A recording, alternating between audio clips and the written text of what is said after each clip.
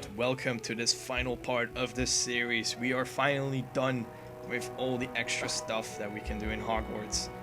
So yes, it's time to go to the Great Hall ceremony and pretty much just finish up this game, really, because once you go in there, well, that's pretty much it. You are done. That is the last cutscene, and you'll get the credits shortly after that. So yeah, let's just try and wrap up this series. It's been fun, isn't it? So yeah, let's do it.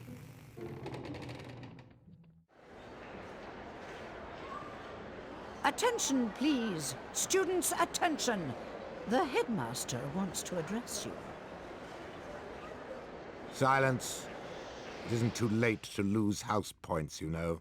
This House Cup ceremony brings the school year to an end, and an eventful year it was. Without further ado, I shall now present the cup to the Hogwarts house with the most points. Think we'll take it again this year? After you and Harry saved Hogwarts, I should think so. In fourth place, Ravenclaw. Thank you for not saying last place. In third place, Hufflepuff. Thank you. We find finishing in the middle to be quite adequate. And now for the second place house. It'll be you, Gryffindors. You're naturally second best. You won't steal the House Cup from Slytherin like you did last year. After barely escaping disqualification, Slytherin. What? That means... First place, and the House Cup goes to Gryffindor. Yes! we did it again!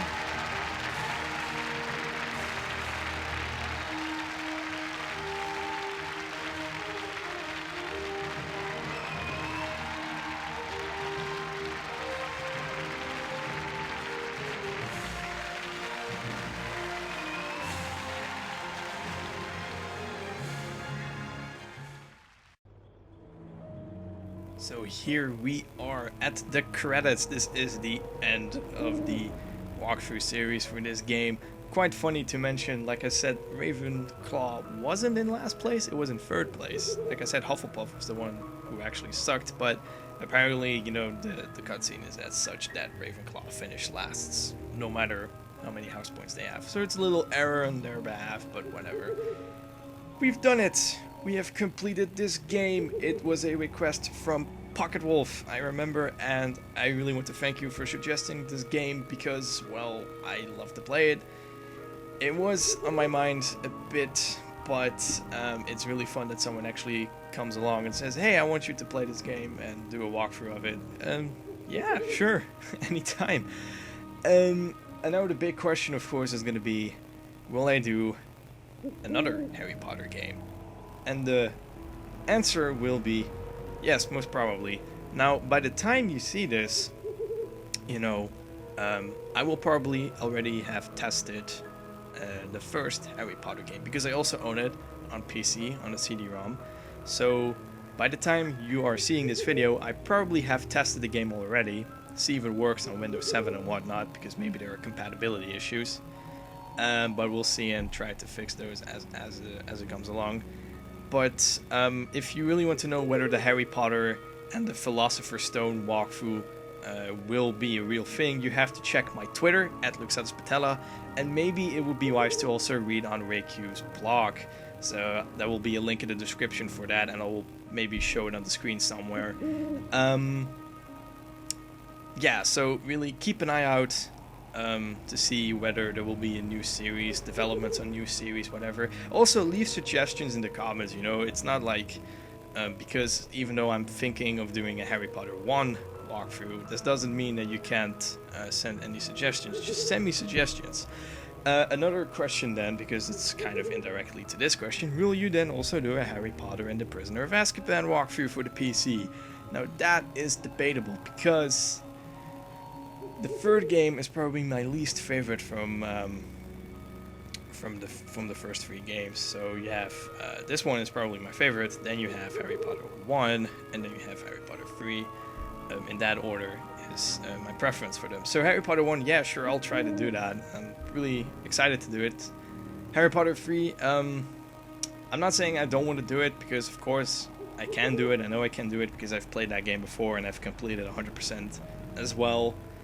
But, you know, the thing is, you know, these series are quite lengthy, at least for me to make. And, you know, editing-wise for this series, it's been a lot more work than, let's say, my last walkthrough series of Tarzan, or Croc 2, or Disney Dinosaur, Toy Story 2. You know, all these games. It's editing-wise, this one has been the hardest to do.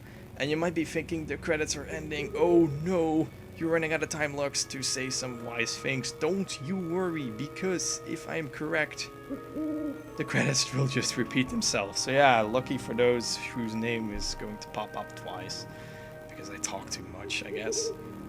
So where was I? Oh yes. So yeah, Harry Potter 1. Definitely gonna do that if it works out. Really, I'm gonna try and prepare as much as possible. You know, just try and doing that. Harry Potter 3, I'm not excluding it, but like I said, it'll be on a waiting list of some sorts because, you know, why not? Harry Potter 3 is just, like I said, it's not my favorite game, but you know, I'm not gonna say I'm not gonna do it.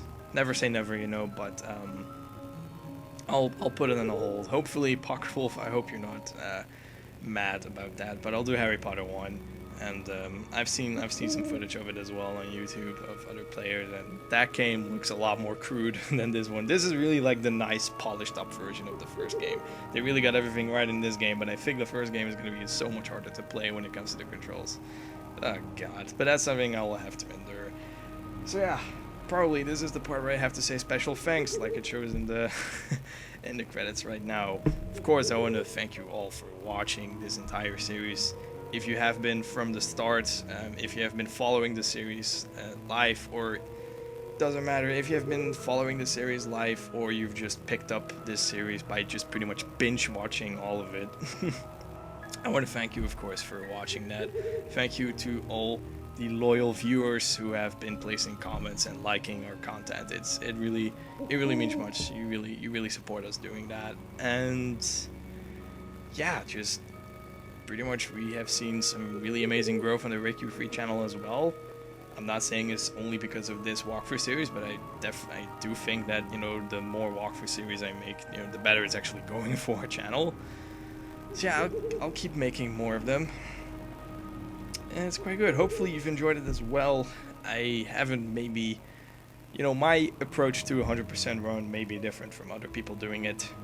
But this is my way of doing it, and it has turned out to be quite an effective way, if I would say so. You know, people may have been quite frustrated that I left all the treasure chests unopened all this time and I saved it till the end. It's very tempting to open them, but for me it's easier to create some sort of a structure.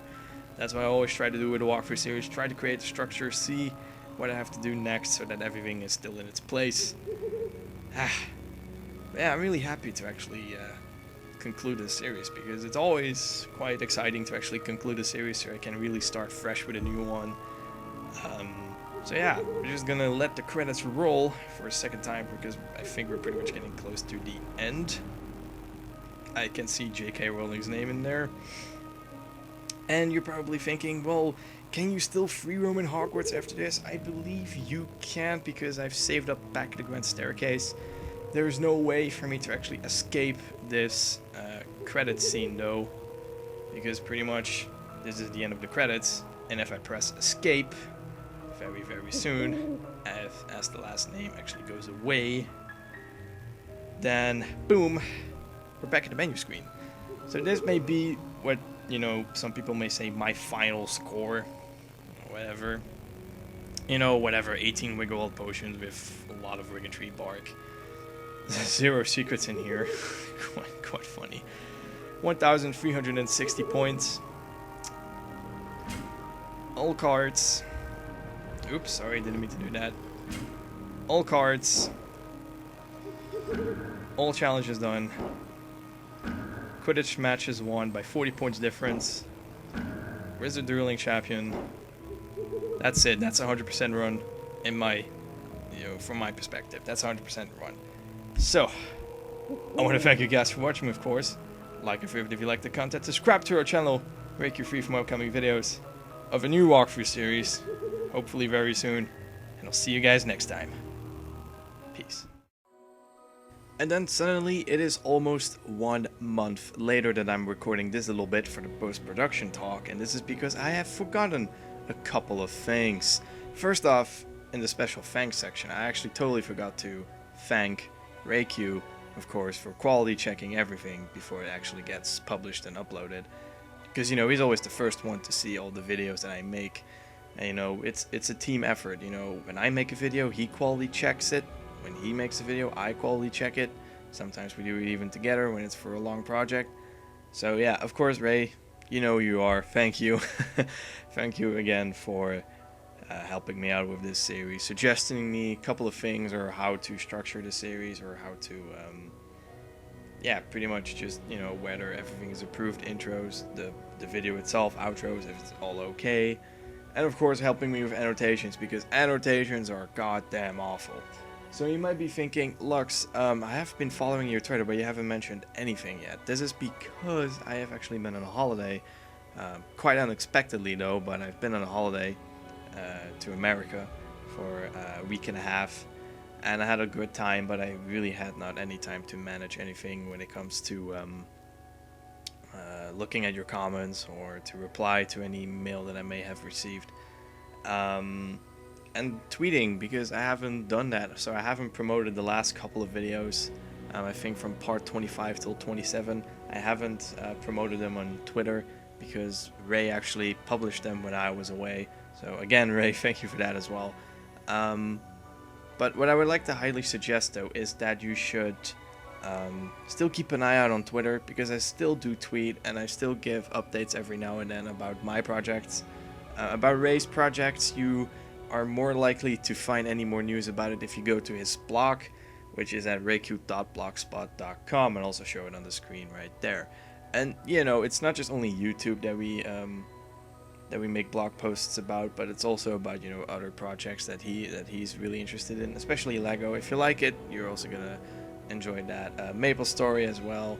But, you know, YouTube, important news about YouTube or announcements about our projects, yes, it's also mentioned on there. So if you want to feel connected, I highly suggest to try and, you know, stay connected through that way to check these sites out. Regarding the new walkthrough series, I'm probably going to try to implement a sort of a new template so you can actually stay connected by seeing, oh, I have to go to Twitter to this Twitter account to see, you know, that's me.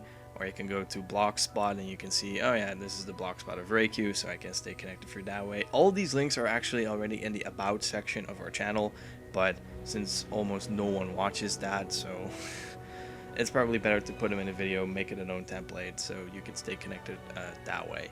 However, for those people wondering about whether I have tested Harry Potter 1 or not, I have not tested it so far. Like I said, I'm recording this somewhere in August. It's August 13th right now. Maybe it gets uploaded on the same day. My plans are pretty much to test the game out pretty much within a week after this video gets uploaded. You know, I'm not gonna say like, oh, I need another break till end of August and to actually upload a new series, but what I do want to say though is that there's never such thing as a real structure that we have for our videos. We never say like we upload a video on Sunday, Wednesday, and Friday forever. We never can promise you that we upload on these dates.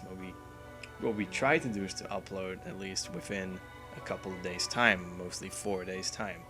So we try to keep up on that sort of schedule, but there's always a moment where it's like, sometimes it's 5 or 6 days, other times we want to catch up, so it's only a couple days. So there's never really a structure in it, and again, since I have to go back and study, my lecture schedules are probably going to be quite flexible. So again, I have to try to find out where, you know, the sweet spot is for like making a video. What times am I not busy? What days do I have most time to actually edit and record and render and all that stuff? Well, you know, rendering is pretty much done whenever I want to, but of course prepping and recording, that's quite time intensive. And yeah, I'm just gonna try to do it the way that I've always been doing, which is just to try and upload regularly every 3 or 4 days pretty much. And hopefully you are still happy with that. That's pretty much all I gotta say for the post-production talk. I've been dragging this for way too long. Let's end the video right here.